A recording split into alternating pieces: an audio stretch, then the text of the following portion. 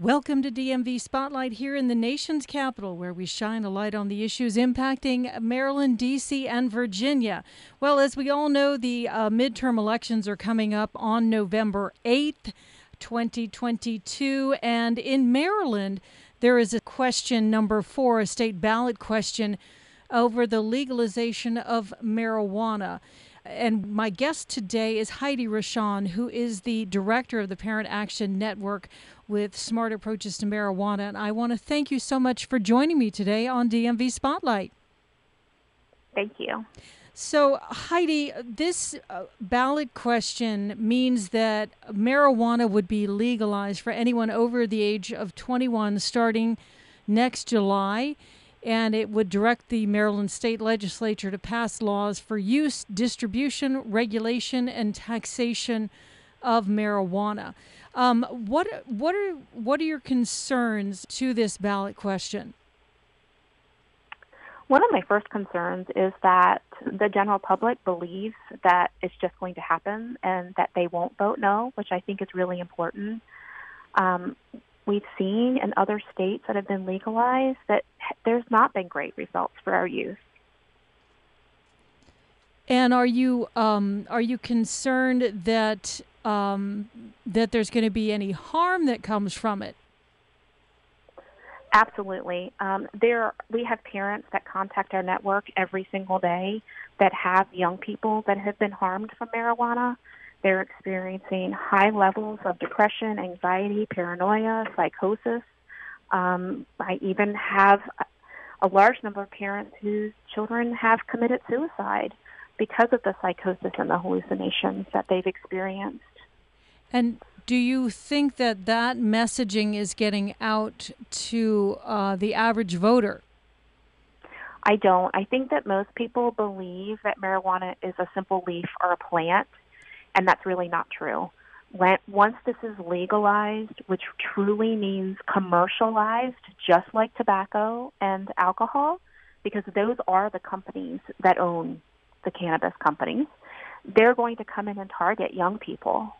Let's face it, their customers, their repeat customers, are people that are using the highest amounts, the people that are addicted.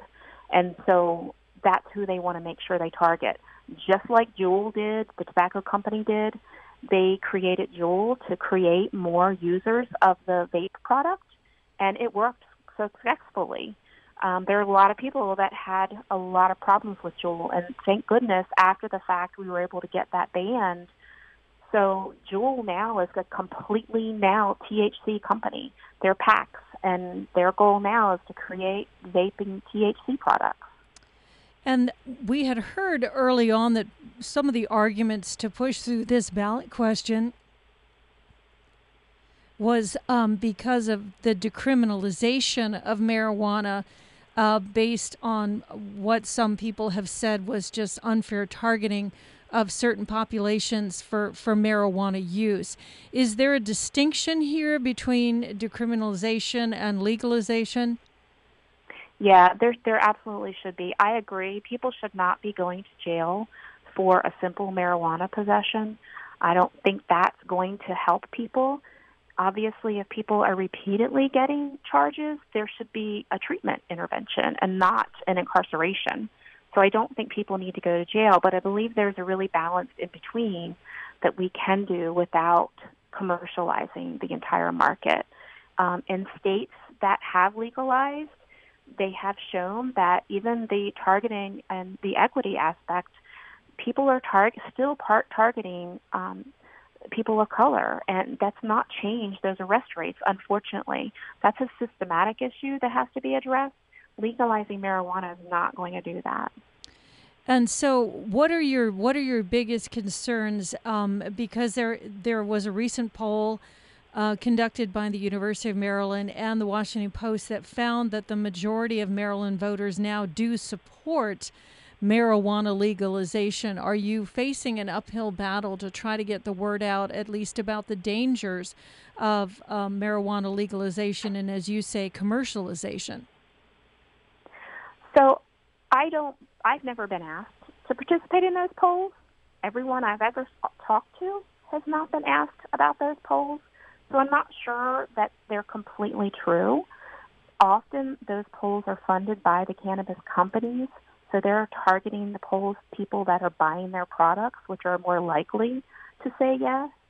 So I think that the other piece of that is, even if it were true and they were asking most people still believe it is a plant, it is a leaf, that we're talking about a simple joint that has 3 to 5, even 10% THC in those products, but we're not. We're talking about products that are 80, 90% concentrated THC, which is the psychoactive compound in marijuana. We're not talking about a joint, a piece of plant. We're talking about chemically treated and created products.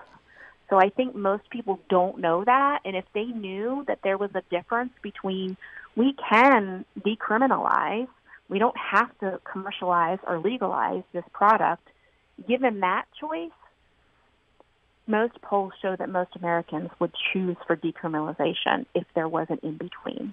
So what are you thinking is going to happen now, then on November 8th, and then what would happen starting on November 9th if, in fact, this ballot amendment passes, and then what approaches would you take? If it passes, I think that people need to advocate for potency limits on the products that would be out there. People need to look at where these stores are going to be. You don't want them in your neighborhoods where children see this and are desensitized to drug use, and one more drug becomes commonly available. We all know most teens get their drugs and alcohol and tobacco from people that are older, their friends and their family. So keeping it out of our children's hands is going to be a priority. That's where we're going to have to spend our time, letting them know that any youth, the longer they can put off using any substance, the less chance they have of having a substance use issue as an adult, until they're 26. Let's wait until you're 26 to even try it. We have to really spend a lot of time and energy into putting prevention into place and treatment, because we're going to end up with our mental health systems are going to be overloaded with people that are experiencing challenges because of this. And have you followed any of the studies that show that there is danger to the developing brain especially? Yes, I have. In fact, I was reading a study this morning about how it damages the part of the brain in prenatal use, that when people are using that when they're pregnant, that the babies are born with a much higher intolerance to excitement and things like that, and they're having more issues of attention deficit disorder and diagnoses around their mental health, at least for the developing fetus.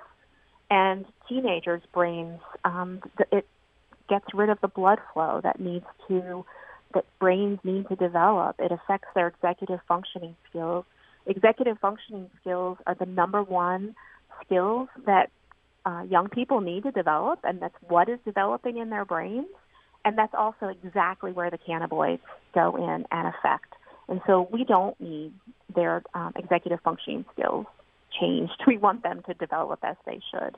We don't want them trained to want more drugs, because THC activates the dopamine in the brain, which is kind of like the pleasure source. So that the brain is going to seek more of that dopamine, and that's not good for their brains to be developing in that way. And over the years, in the old days, it used to be said that marijuana was considered a gateway drug to other drugs. We know certainly that opioids, fentanyl, synthetic opioids are a massive problem in this nation. So many people have lost their lives. Are you concerned that there will be an uptick as well? I don't like the term gateway, but I do believe that it is a pathway. Research has shown those that have an opioid addiction currently, if you're using marijuana, 4.5% of those people go on to develop an opioid addiction. If you don't use marijuana, your likelihood of going on to use opioids is less than 0.5%.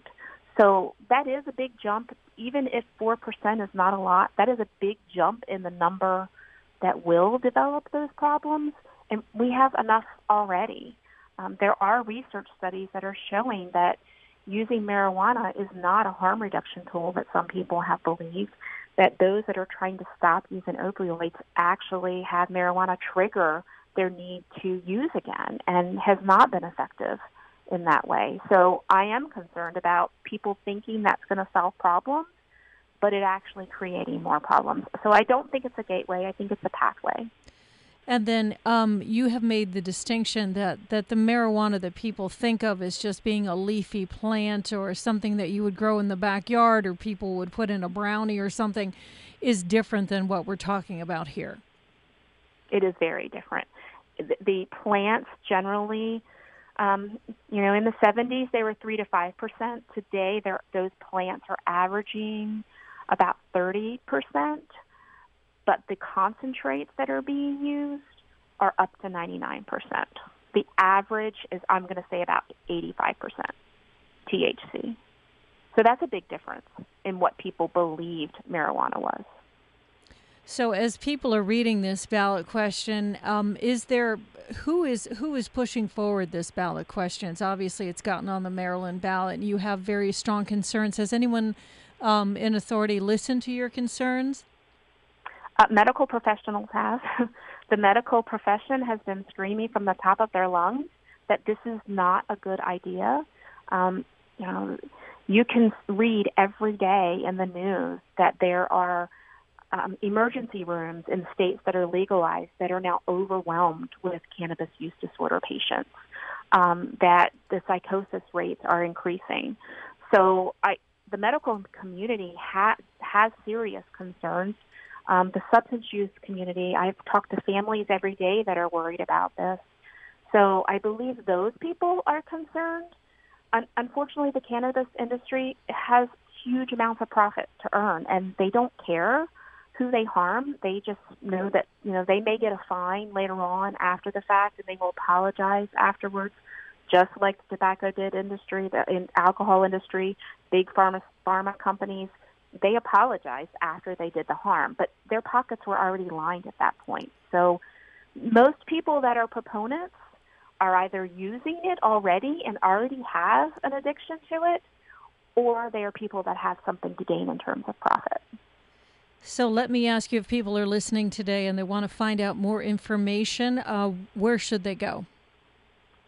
If you don't want to talk to a nonprofit, you can go to the CDC. You can go to the SAMHSA website. The Surgeon General even talks about on their page how this is harmful. Those are places I would go if you want to see actual research and peer-reviewed information. You can always go to learnaboutsam.org, where we have links to all of those things, where you can find out. There's toolkits, talking points, there's facts, there's information, or you can contact me at parentaction.network. Well, I want to thank you. I've been speaking today with Heidi Rochon. She is the director of the Parent Action Network with Smart Approaches to Marijuana. Thank you so much for joining me today on DMV Spotlight.